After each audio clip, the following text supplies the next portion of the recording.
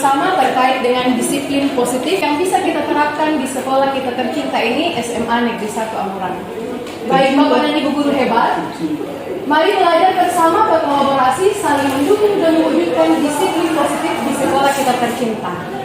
Nah, kita akan membahas terkait dengan budaya positif, yang seperti apa itu budaya positif yang bisa kita terapkan di sekolah kita. Namun sebelum memulai itu, saya mohon Bapak Mailke, pemimpin kita dalam doa.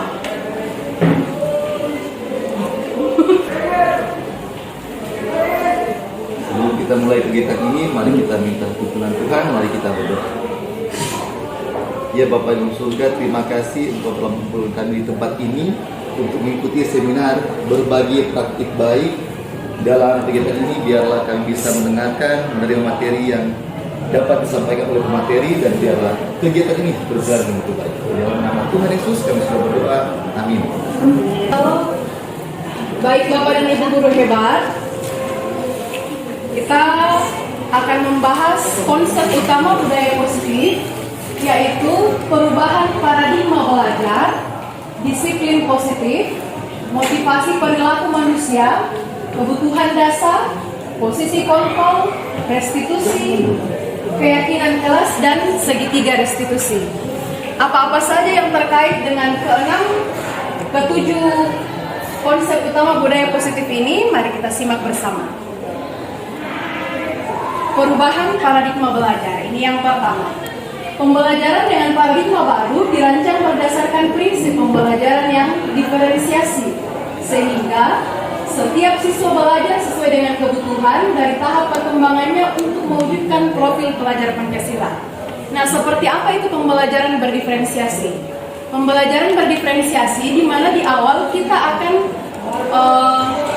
mengulik kebutuhan belajar siswa, apa yang mereka butuhkan, dengan menggunakan asesmen diagnostik. Akan melihat kebutuhan belajar siswa, seperti apa siswa kita, mungkin latar belakangnya, seperti apa keadaan keluarganya, itu bisa kita ketahui dari sana, sehingga setelah melakukan asesmen diagnostik, kita bisa memetakan hal tersebut ke dalam modul ajar untuk kita gunakan di dalam kelas kita.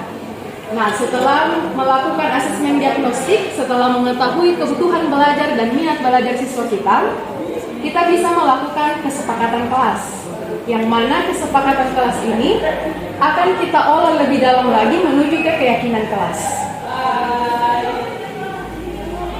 Nah, disiplin positif sendiri merupakan pendekatan disiplin positif bukan mengenai anak atau peserta didik secara langsung, melainkan bagaimana cara orang dewasa yang dalam hal ini adalah guru sendiri memberikan dampak dan pengaruh positif kepada peserta didik kita. Pendekatan disiplin positif menitik beratkan pendekatan yang positif tanpa kekerasan. Mungkin Bapak Ibu bisa mengingat kembali apa yang pernah Bapak Ibu lakukan kepada murid-murid kita ketika mereka melakukan sebuah kesalahan. Apa yang pernah kita lakukan kepada mereka? Apakah kita menerapkan disiplin positif atau mungkin kita melakukan sebuah kekerasan?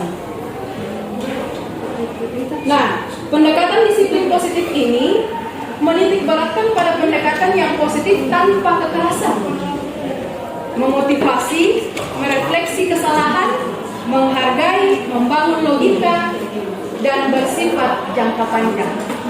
Ketika Bapak Ibu memberikan punishment atau hukuman kepada murid, itu mungkin saja dia akan berubah saat itu juga. Tetapi tidak menutup kemungkinan hal tersebut tidak akan berlangsung secara jangka panjang. Mungkin saat itu saja dia akan berubah, berikutnya dia akan kembali mengulang. Karena yang tertanam dalam dirinya adalah hukuman itu. Ya, benar sekali. Nah, Bapak Ibu guru hebat, motivasi perilaku manusia. Motivasi adalah dorongan yang timbul pada diri seseorang secara sadar atau tidak sadar untuk melakukan sesuatu tindakan dengan tujuan tertentu. Sama seperti saat ini, kita sedang melakukan seminar, tentunya ada motivasi dari Bapak dan Ibu guru, sehingga Bapak Ibu guru boleh hadir saat ini. Motivasi itu sendiri dari dalam hati dan dari dalam diri Bapak Ibu guru, yang akan mendorong Bapak Ibu guru untuk bisa hadir di tempat ini. Diane Gosen dalam bukunya akan ada 3 motivasi perilaku manusia. Yang pertama, menghindari ketidaknyamanan atau hukuman. Maksudnya siswa takut untuk dihukum. Motivasi eksternal, sama seperti yang saya katakan tadi, mungkin saat ini kita berikan kekerasan kepada mereka, punishment, itu hanya berlaku sesaat karena motivasinya hanya takut terhadap hukuman yang kita berikan. Dia melakukan perubahan saat itu karena motivasinya hanya takut dengan hukuman kita. Jangan sampai dia akan kena hukuman yang sama lagi. Sama seperti lari keliling lapangan, mungkin saat itu saja dia berpikir untuk berubah. Tapi setelah itu tidak akan berlangsung secara panjang, mungkin dia akan kembali melakukan. Atau penghargaan dari orang lain. Maksudnya siswa ingin mendapatkan imbalan. Motivasi ini adalah dari eksternal. Dia hanya berpikir bahwa saya ingin menerima imbalan. Misalnya, terkadang kita katakan kalau kalian bisa selesaikan ini, nanti saya kasih nilai kelas atau nanti saya kasih nilai tambahan. Di situ mereka berpikir, oh, ketika saya menyelesaikan ini ternyata ada nilai tambah bagi saya, yang mana berbeda dari murid-murid yang lainnya. Dia hanya berpikir tentang nilai tambah itu, tanpa memikirkan bahwa ternyata pembelajaran yang kita berikan itu bukan hanya sekedar nilai tambah, tapi bermanfaat untuk jangka panjang mereka. Yang ketiga, untuk menjadi orang yang mereka inginkan dan menghargai diri sendiri dengan nilai-nilai yang mereka percaya. Maksudnya, murid melakukan disiplin diri karena sadar akan nilai kebajikan dirinya. Inilah motivasi dari internal. Dan motivasi internal ini itu dapat berlangsung atau berjangka panjang. Kenapa? Karena dalam dirinya sudah tertanam nilai-nilai. Misalnya mereka berpikir kalau saya terlambat, itu berarti mengurangi nilai kedisiplinan diri saya. Dia berpikir bahwa nilai saya akan kekurangan nilai disiplin, sehingga dia akan berproses dengan sendirinya memikirkan saya tidak ingin terlambat. Bukan karena hukuman atau karena imbalan atau karena penghargaan dari guru, tetapi dari dirinya sendiri. Itu yang akan membuat murid lebih bersemangat untuk melakukan kebaikan karena awalnya atau sumbernya dari dalam dirinya, bukan dari eksternal. Nah, Bapak dan Ibu guru hebat, ada 5 kebutuhan dasar manusia, dan ini tidak berlaku hanya untuk siswa. Ini berlaku untuk guru juga, bahkan seluruh manusia. Yang pertama adalah kebutuhan bertahan hidup. Sama seperti kita dapat bertahan hidup dengan apa? Makan. Makan. Tentunya untuk sehari-hari kita membutuhkan asupan gizi makanan. Benar sekali. Yang kedua adalah kasih sayang dan rasa diterima. Ketika Bapak Ibu berada di suatu lingkungan, ketika Bapak Ibu merasa di situ ada kasih sayang dan diterima, tentunya Bapak Ibu akan senang berada di tempat itu. Sebaliknya, ketika Bapak Ibu datang di tempat itu dan di tempat itu tidak diterima dengan baik, tentunya akan memberikan bekas dalam hati Bapak Ibu, dan mungkin saja besok lusa Bapak Ibu tidak akan datang di tempat itu lagi. Karena dalam diri Bapak Ibu sudah tertanam, saya tidak diterima di tempat itu saya tidak mendapatkan kesenangan, kebahagiaan, untuk apa saya ke sana. Itulah kebutuhan dasar yang kedua. Dan yang ketiga adalah pemesahan atau kebutuhan pengakuan atas kemampuan. Siapa yang tidak ingin diakui? Tentu semua orang ingin diakui. Bukan hanya sekedar pujian kosong, tetapi tentunya pujian tersebut memang benar adanya. Ketika kita melakukan sesuatu dan orang memuji kita sesuai dengan yang kita lakukan, tentunya kita akan bangga dengan diri kita sendiri. Bukan bangga untuk berpuas diri dan hanya stuck sampai di situ, tetapi tentunya akan berusaha lagi berproses bagaimana caranya supaya saya bisa lebih dan lebih dari itu lagi. Bukan terkatung sampai di situ saja, saya sudah diterima, saya sudah diberikan pujian seperti ini, berarti saya sudah berhasil, untuk apa lagi. Tapi justru dengan pujian tersebut membuat kita semakin termotivasi. Saya saat ini seperti ini. Ketika ada orang yang akan lebih lagi dari saya, kita akan berpikir, masa saya hanya bisa berusaha sampai di sini, kenapa saya tidak bisa berusaha lebih lagi? Itu membuat motivasi diri kita sama seperti yang saya katakan tadi, internal, dari dalam internal diri kita. Yang keempat adalah kebebasan, kebutuhan akan pilihan. Semua manusia memiliki hak untuk memilih apa yang mereka inginkan, apa yang mereka sukai, tergantung diri atau pribadi masing-masing. Dan yang terakhir adalah kesenangan, kebutuhan untuk merasa senang. Sama seperti kebutuhan kasih sayang tadi, bahwa ketika Bapak Ibu merasa senang di suatu tempat, tentunya Bapak Ibu akan lebih suka untuk bertahan di tempat itu. Berikut Bapak Ibu posisi kontrol restitusi. Seperti apa posisi kontrol restitusi? Ada 5 posisi kontrol restitusi, yaitu sebagai penghukum, pembuat rasa bersalah, teman, pemantau, dan manajer. Mungkin Bapak Ibu pernah melakukan hal ini. Ada Bapak Ibu yang ingin berbagi cerita terkait hal-hal atau posisi kontrol yang pernah Bapak Ibu lakukan, entah sebagai penghukum, pembuat merasa bersalah, teman, atau pemantau atau manajer. Mungkin ada Bapak Ibu yang mau sharing, membagikan pengalamannya terkait apa yang pernah Bapak Ibu lakukan.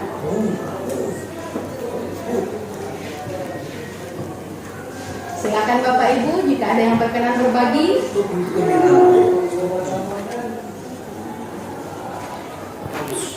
Kesempatan yang kita berikan membahas posisi kontrol restitusi. Saya mengambil contoh penghukum seperti yang telah disampaikan tadi oleh pemberi materi. Saya sebagai guru memberikan hukuman kepada siswa atau peserta didik. Dalam hal ini saya memberikan hukuman dengan tujuan ada efek jera dari para siswa agar nantinya tidak diulangi. Misalnya mengiringi lapangan, bahkan pun melakukan push up, skor jam. Dengan cara itu berharap agar peserta didik tidak mengulangi kembali kesalahan yang mereka lakukan. Misalnya terlambat, menggunakan seragam tidak sesuai aturan, dan sebagaimananya. Terima kasih. Bapak Ibu yang mau berbagi lagi terkait yang pernah Bapak Ibu lakukan? Oke Bu, teman. Silakan Bapak Michael. Ya, terima kasih untuk kesempatan. Untuk posisi kontrol restitusi, saya pernah mengalami yang bagian ketiga untuk teman. Karena saya mengajar matematika, jadi saya tahu persis bahwa banyak siswa merasa takut dengan mata pelajaran matematika. Entah kenapa mereka sangat takut untuk belajar matematika, apakah mungkin perilaku guru atau cara mengajar guru. Dan saya berpikir bagaimana cara agar mereka merasa nyaman. Dan akhirnya, satu ketika saya mengajar, saya menganggap mereka sebagai teman saya. Dan ketika mereka melakukan kesalahan seperti bolos atau tidak membuat PR, tidak membuat tugas atau terlambat, saya menganggap mereka sebagai teman yang bisa dimaafkan begitu saja tanpa ada sanksi. Lama-kelamaan saya merasa ternyata itu kurang tepat, karena ternyata di satu sisi mereka menganggap kenyamanan ini membuat mereka berpikir bahwa kalau begitu, kalau kita melakukan hal yang sama, kesalahan yang sama berulang kali, tidak ada hukuman, tidak ada punishment dari guru, maka kalau begitu tidak apa-apa untuk diulangi kembali, karena tidak memberikan efek jera bagi kita sebagai murid. Itu di pikiran mereka. Akhirnya yang saya terima pada akhirnya, mereka tidak lagi fokus untuk belajar, mereka hanya berpikir bahwa ini hanya formalitas saja, bukan sebagai suatu tempat untuk menambah ilmu, tapi hanya sebagai suatu tempat untuk hiburan saja, dan bukan untuk menerima sesuatu yang berharga untuk hidup mereka, tapi ini sebagai tempat menjadi wadah untuk menyerahkan hobi selain matematika. Jadi mereka menganggap matematika bukan lagi hal yang menakutkan, menyenangkan iya, tapi tidak memberikan nilai dalam kehidupan. Nah, akhirnya saya merasa bahwa itu tidak cukup baik dan saya merubahnya. Terima kasih. Terima kasih. Baik Bapak dan Ibu guru hebat, berbeda pribadi, berbeda cara penanganan. Bapak Ibu guru memilih hal-hal sesuai dengan yang Bapak Ibu pikirkan untuk semata-mata hanya untuk kebaikan siswa, perubahan yang baik untuk siswa kita.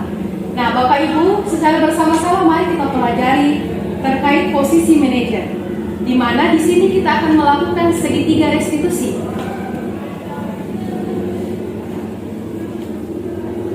Nah, sebelum itu kita kembali melihat kasus pertama penghukum. 3 posisi teman, misalnya ayolah yang tertib, buat guru bangga, hari ini tidak apa-apa kamu salah.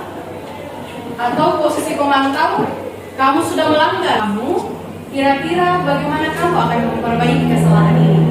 Mari kita sama-sama mempelajari posisi manajer, yang mana kita akan melihat terlebih dahulu keyakinan kelas. Keyakinan kelas sendiri ini kita bisa bentuk dari kesepakatan kelas, yang mana kesepakatan kelas biasanya awalnya kita katakan kalau telah datang tidak usah masuk atau mungkin berdiri di dalam kelas.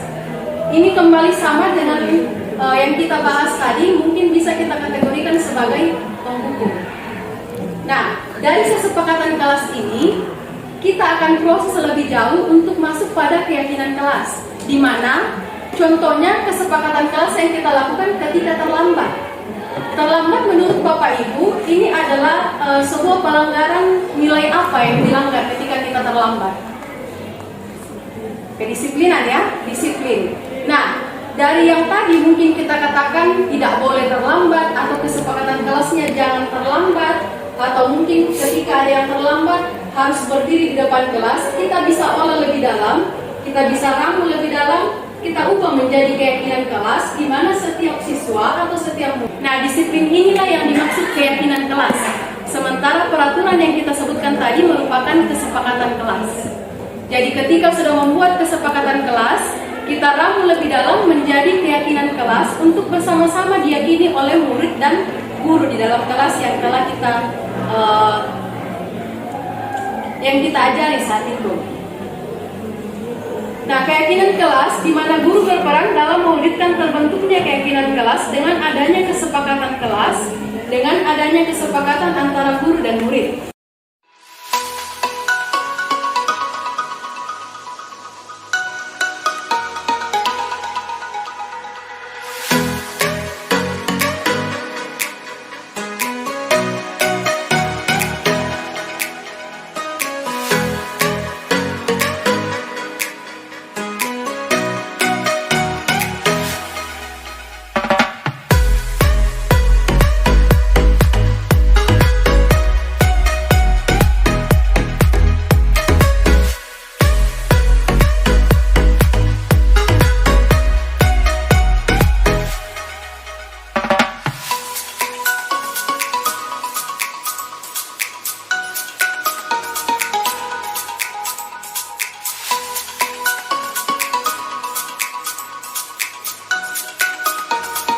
Keyakinan kelas sendiri ini kita bisa bentuk dari kesepakatan kelas, yang mana kesepakatan kelas biasanya awalnya kita katakan kalau telah datang tidak usah masuk atau mungkin berdiri di dalam kelas.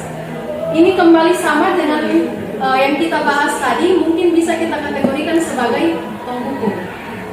Nah, dari kesepakatan kelas ini kita akan proses lebih jauh untuk masuk pada keyakinan kelas, di mana contohnya kesepakatan kelas yang kita lakukan ketika terlambat.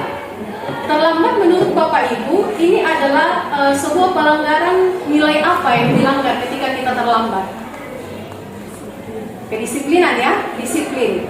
Nah, dari yang tadi mungkin kita katakan tidak boleh terlambat atau kesepakatan kelasnya jangan terlambat, atau mungkin ketika ada yang terlambat harus berdiri di depan kelas, kita bisa olah lebih dalam, kita bisa ramu lebih dalam, kita ubah menjadi keyakinan kelas di mana setiap siswa atau setiap murid. Nah, disiplin inilah yang dimaksud keyakinan kelas. Sementara peraturan yang kita sebutkan tadi merupakan kesepakatan kelas. Jadi ketika sudah membuat kesepakatan kelas, kita ramu lebih dalam menjadi keyakinan kelas untuk bersama-sama diyakini oleh murid dan guru di dalam kelas yang telah kita ajari saat itu. Nah, keyakinan kelas di mana guru berperan dalam mewujudkan terbentuknya keyakinan kelas dengan adanya kesepakatan kelas, dengan adanya kesepakatan antara guru dan murid. Nah, keyakinan kelas di mana guru berperan dalam mewujudkan terbentuknya keyakinan kelas dengan adanya kesepakatan kelas, dengan adanya kesepakatan antara guru dan murid. Berikut segitiga restitusi, yaitu suatu proses dialog yang dijalankan oleh guru atau orang tua agar dapat menghasilkan murid yang mandiri dan bertanggung jawab. Dalam segitiga restitusi ini, kita hanya mengantar murid kita. Kita mengantar murid kita dari yang pertama, identitas. Yang awalnya kita lakukan adalah menstabilkan identitas. ketika murid kita melakukan kesalahan, kemudian kita langsung memberikan atau melontarkan kata-kata yang akan membuat siswa kita berpikir, kemungkinan besar dia akan memberontak. Dia tidak akan mendengarkan, namun akan memberontak. Oleh karena itu, untuk menetralkan situasi, kita perlu menstabilkan identitas terlebih dahulu. Jadi mari kita panggil murid kita, misalnya ada yang terlambat, kita panggil, kita stabilkan dulu identitasnya. Setelah menstabilkan identitas, kita validasi tindakan yang salah. Tindakan yang salahnya adalah melanggar keyakinan kelas, yaitu disiplin, misalnya contoh terlambat tadi. Nah, untuk memvalidasi tindakan yang salah, kita bisa mengatakan kamu tentunya punya alasan mengapa melakukan hal itu, atau mungkin ada cara yang lebih efektif untuk mendapatkan apa yang kamu butuhkan. Yang ketiga adalah menanyakan keyakinan. Yang seperti apa? Nah, dari situ murid akan perlahan menyampaikan apa yang dia inginkan. Misalnya, kita katakan bahwa yang tadi melanggar keyakinan kelas yaitu disiplin, kita bisa katakan dalam menanyakan keyakinan bahwa seharusnya seperti apa yang kita lakukan. Mungkin dia akan mengatakan bahwa seharusnya saya tidak terlambat. Misalnya kemarin saya melakukan restitusi kepada murid saya yang terlambat. Setelah saya buka chat, main handphone terlebih dahulu, sampai akhirnya waktu sudah menunjukkan pukul 7 baru dia mau mandi, baru dia tergesa-gesa mau mandi. Nah, dari situ saya menanyakan seharusnya apa yang kau lakukan. Dia kemudian mengatakan seharusnya ketika saya bangun, saya langsung bersiap untuk ke sekolah, bukan bermain HP. Kemudian saya katakan, lalu bagaimana proses yang akan kamu lakukan berikutnya? Dia katakan saya tidak akan mengulangi hal yang sama. Ketika saya bangun, saya akan langsung bersiap dan menuju ke sekolah. Dan ternyata hal itu benar-benar dia lakukan. Berikutnya dia sudah tidak terlambat lagi. Baik Bapak Ibu, terima kasih telah mendengarkan, bahkan telah berbagi pengalaman bersama terkait segitiga restitusi dan disiplin positif yang bisa kita lakukan di sekolah kita. Mudah-mudahan apa yang telah kita bicarakan bersama, kita telah berbagi bersama, berbagi praktik baik, bisa kita terapkan ke depan untuk kemajuan sekolah kita menjadi lebih baik lagi. Terima kasih atas waktu Bapak Ibu, salam dan bahagia.